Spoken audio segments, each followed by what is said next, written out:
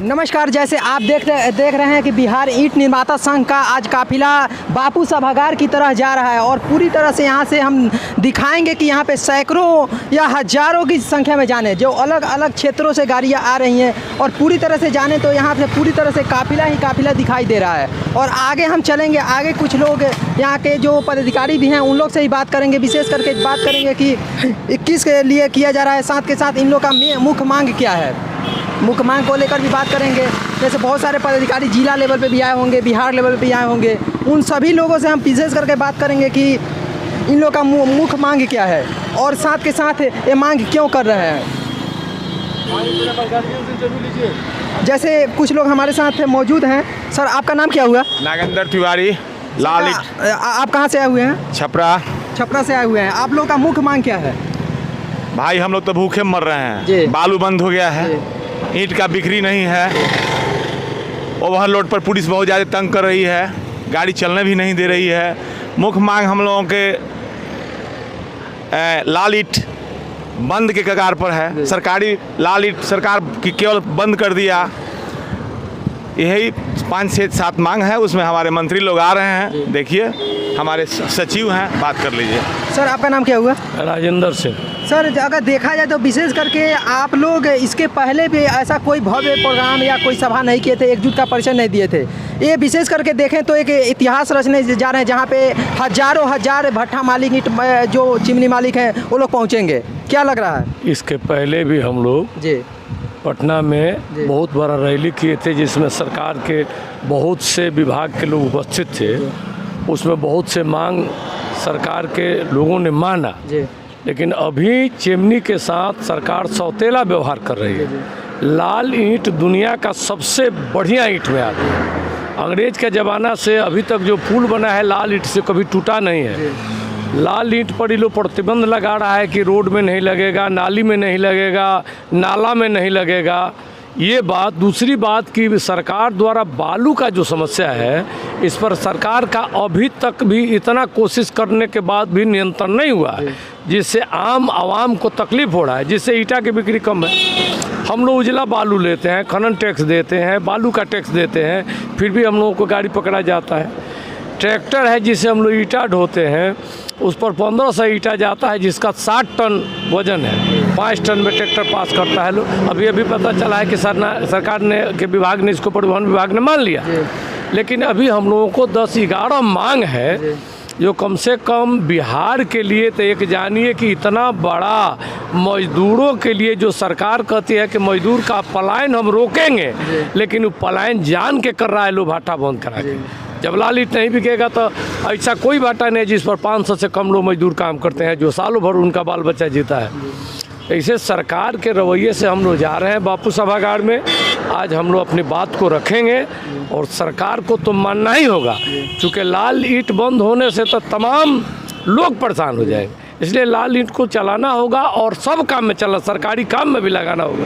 यही मांग लेकर हम लोग जा रहे हैं। सर, अगर देखा जाए तो विशेष करके बहुत सारे नियम कायदे भी आ रहे हैं, जिसके माध्यम से कुछ दिन पहले हम लोग को सुनने में आ रहा था कि चिमनी का ऊंचाई बढ़ाया जाए, अलग अलग नियम। साथ के साथ कुछ अब ईंट पे ही प्रतिबंध लगा दिया गया है कि पूरी तरह से सरकारी कार्य में ईंट नहीं लगेगा। इसको लेकर क्या कहना चाहेंगे? सबसे पहले हम लोगों के यहाँ बनाया हुआ भट्ठा चलता था टीन वाला, उसके बाद सरकारी ऐलान हुआ कि फिक्स चिमनी बनवाइए, तो हम लोग फिक्स चिमनी बनवाए।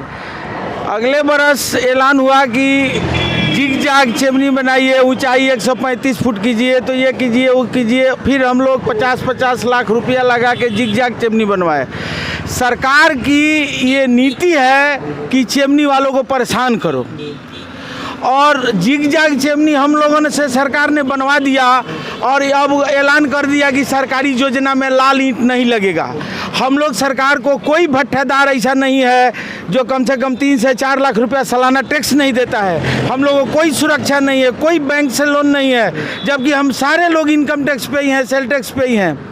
और मजदूर को मजदूरी देते हैं, कम से कम 100-200 मजदूर को अपने यहाँ खटाते हैं। कोई बैंक से लोन नहीं है, कोई सुरक्षा की व्यवस्था नहीं है। और वो अगले साल 50 से 60 लाख रुपया लगवा दिया गया हम लोग को चिमनी बनवाने में, और इस साल सरकार का फैसला हो गया कि लाल ईंट नहीं लगेगा। बालू का समस्या है, बालू हम लोग खनन टैक्स जमा करते हैं मिट्टी और बालू निकालने के लिए, लेकिन बालू में सरकार कह रही है कि फिर से आपको बालू का चालान कटाना पड़ेगा। इस सब से हम लोग एकदम आतुर आके अपना प्रदर्शन किए हैं, और सरकार का क्या फैसला होता है इसको हम लोग वेट करेंगे। इसके बाद हम लोग चिमनी वाले पूरे बिहार के अपना रणनीति तैयार करेंगे कि इसके आगे हम लोग को क्या करना है। अगर आप लोग 11 मांग का पूरी तरह से दावा कर रहे हैं, 11 मांग में कौन कौन सा मांग है आप लोग? देखिए, पहला मांग तो हम लोगों का लाल ईंट के सरकारी योजनाओं में उपयोग करना, यह 1 नंबर की मांग है। इसके तहत लगभग अधिक से अधिक समस्याओं का समाधान हम लोग कर सकेंगे। जब ईंट का सेल होगा तो उसमें हम लोग एडजस्ट कर लेंगे। उसके बाद में बालू के लेकर के सरकार एक ईंट भट्ठा मालिक को विशेष एक अलग व्यवस्था बनाए, जिस व्यवस्था के तहत हम लोगों को भट्ठा चलाने में किसी तरह की परेशानी न हो। जहाँ तक परिवहन की बात है, उसके लिए भी एक अलग क्राइटेरिया बनाया जाए, जिसमें से ईंट भट्ठा मालिक 4 लाख से 5 लाख रुपया, 3 लाख रुपया अपने कैपेसिटी के हिसाब से टैक्स देता है, और 500 लेबर को मजदूरी वेतन भरपाई करता है, जिस 500 लेबर से लगभग 50,000 लोगों की भरण पोषण मुँह चलती है। एक लोग के पीछे 10 लोग रहते हैं, यानी एक भट्ठा मालिक 5,000 बिहार की जनता को रोटी देती है। और उसके खिलाफ सरकार के सौताला व्यवहार, सरकार की क्रूर नीति, दबाने की नीति, पूंजी ध्वस्त करने की नीति, यह सब जो नीति है वो असहनीय है। इस बार तो हम लोग ईंट निर्माता संघ अपनी कैपेसिटी और अपनी ताकत को सरकार के सामने रखे हैं। यदि सरकार इस मुद्दा पर गहन चिंतन करते हुए हम लोगों के साथ विचार नहीं करेगी, तो हम हर भट्ठा मालिक उन मजदूरों को लेकर उपस्थित होंगे जो 500 लेबर हर भट्ठा पर काम करते हैं। तो वहाँ पे तो लमसम में उनके बीवी बच्चों जिनकी रोटी हमारी भट्टे से चलती है, सबों को लेकर के हम लोग पटना में प्रदर्शन करेंगे और सरकार के खिलाफ एक अलग मोर्चा खोलेंगे जी। और सरकार के अलग मोर्चा खोल करके लड़ाई, अर्थव्यवस्था और राजनीति दोनों को लेकर के हम लोग इसको आगे क्या आएंगे। इसके पहले भी कोई मांग आप लोग का हुआ था?